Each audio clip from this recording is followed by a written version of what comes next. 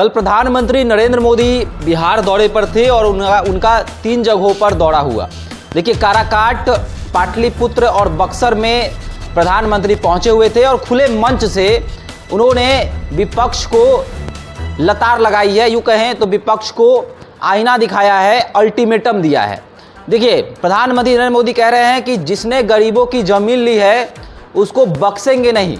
चुनाव के बाद वह जेल में होंगे। साफ तौर पे तेजस्वी यादव को प्रधानमंत्री नरेंद्र मोदी टारगेट कर रहे हैं और कह रहे हैं कि जिसने गरीबों की ज़मीन ली, जिसने नौकरी के बदले ज़मीन लिया, उसका काम डाउन शुरू हो गया है। चुनाव के बाद वे सभी लोग जो हैं वह जेल में होंगे और जल्द ही आपको यह खबर सुनने को मिलेगी। बस लोकसभा चुनाव के परिणाम का इंतजार है और उसके बाद ये तमाम लोग जो हैं वह जेल में आपको दिखेंगे। साथ ही साथ मोदी ने विपक्ष पर निशाना भी साधा है। उन्होंने कहा है कि देखिए, अगर विपक्ष कहने लगे कि ईवीएम में गड़बड़ी है तो समझ जाइए कि एनडीए की सरकार बनने जा रही है। साफ तौर पे मोदी जी जो है वह चुटकी ले रहे हैं और कह रहे हैं कि विपक्ष जब जब ईवीएम पर आरोप लगाया है, ईवीएम पर प्रश्नवाचक चिन्ह खड़ा किया है, तब तब जो है एनडीए की सरकार बनी है और एग्जिट पोल जो है वह सामने आ जाता है। तो कहीं ना कहीं नरेंद्र मोदी जो है कल दौरे पर थे, काफ़ी कुछ उन्होंने कहा है। क्या कुछ कहा है विस्तार पूर्वक आपको बताते हैं। देखिए, मोदी कह रहे हैं कि बिहार के लोगों को एक गारंटी दे रहा हूं, नौकरी के बदले ज़मीन जिसने लिखवाई है उनका भी जेल जाने का काउंटडाउन शुरू हो चुका है। जैसे ही हेलीकॉप्टर में चक्कर मारने का समय पूरा होगा, जेल का रास्ता तय हो जाएगा। बिहार लूटने वालों को एनडीए सरकार छोड़ेगी नहीं। कोई कितना भी तीसमार खान बनता हो, अगर भ्रष्टाचार किया है तो उसे जेल जाना होगा। आपको बताएं कि पाटलिपुत्र, बक्सर और काराकाट में तमाम बातें मोदी कह रहे थे। उन्होंने साफ तौर पे कहा है कि 4 जून को शाम होते होते राजद वाले कहेंगे कि कांग्रेस वालों ने लूटिया दुबोडी।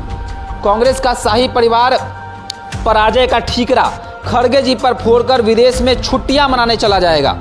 इसके बाद जो है कन्फ्यूजन होगा और साथ ही साथ सारा ठीकरा जो है वह खड़गे पर फोड़कर, और राहुल गांधी, साफ तौर पर नरेंद्र मोदी जो है राहुल गांधी पर कटाक्ष करते हुए नजर आ रहे हैं और कह रहे हैं कि सारा ठीकरा जो है खड़गे पर फोड़ा जाएगा।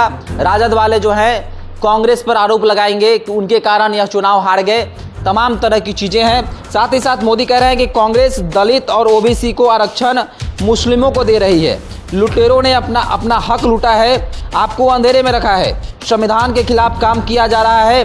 पश्चिम बंगाल सरकार ने 77 मुस्लिम जातियों को धराधर ओबीसी का दर्जा दे दिया। इससे ओबीसी का हक मारा जा रहा है। कलकत्ता हाई कोर्ट ने जब फटकार लगाई तो पश्चिम बंगाल की जो सरकार है उसका नकाब उतर गया। तो देख सकते हैं कि किस तरह से मोदी जो है वह कांग्रेस पर निशाना साध रहे हैं और साफ तौर पे कह रहे हैं कि 4 जून के रिजल्ट के बाद आपको सब कुछ साफ नज़र आएगा, दिखाई देगा। जिसने गरीबों की ज़मीन ली उसको जेल में जा डालेंगे। साथ ही साथ कांग्रेस को लेकर मोदी ने कहा है कि तमाम लोग जो है वो खड़गे पर सारा ठीकरा फोड़कर विदेश चले जाएंगे। और साथ ही साथ उन्होंने ये भी कहा है कि पश्चिम बंगाल की सरकार पर भी उन्होंने निशाना साधा है कि ओबीसी का आरक्षण खत्म करना चाहती है पश्चिम बंगाल की सरकार। 77 मुस्लिम परिवारों को ओबीसी का दर्जा दे दिया गया। तो कहीं ना कहीं मोदी लगातार दहाड़ रहे हैं। काराकाट में जब वो जनसभा कर रहे थे तो उनका जो रौद्र रूप था वो देखने को मिल रहा था। कल तेजस्वी यादव पर जमकर बरस रहे थे मोदी, लालू परिवार पर जमकर बरस रहे थे और कह रहे थे कि जब हेलीकॉप्टर से घूम ही रहे हैं तो जब हेलीकॉप्टर का दौरा खत्म होगा तो ये तमाम लोग जो है वह जेल में आपको दिखेंगे। तो कहीं ना कहीं मोदी का दौरा था। इस दौरे पर आपकी क्या प्रतिक्रिया है? 7वें चरण का चुनाव जो है वह बाकी है। 8 सीटों पर 7वें चरण का चुनाव होगा, जिसमें कई सीटें हैं।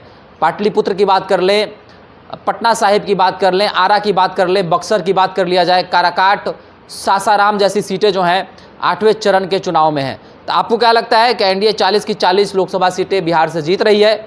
400 पार का जो नारा है, क्या 400 पार एनडीए कर रहा है, या फिर INDA गठबंधन का जो दावा है कि हम सरकार बना रहे हैं, 300 अधिक सीट हम लोग लाएंगे? इस पर क्या प्रतिक्रिया है, आप भी हमारे साथ साझा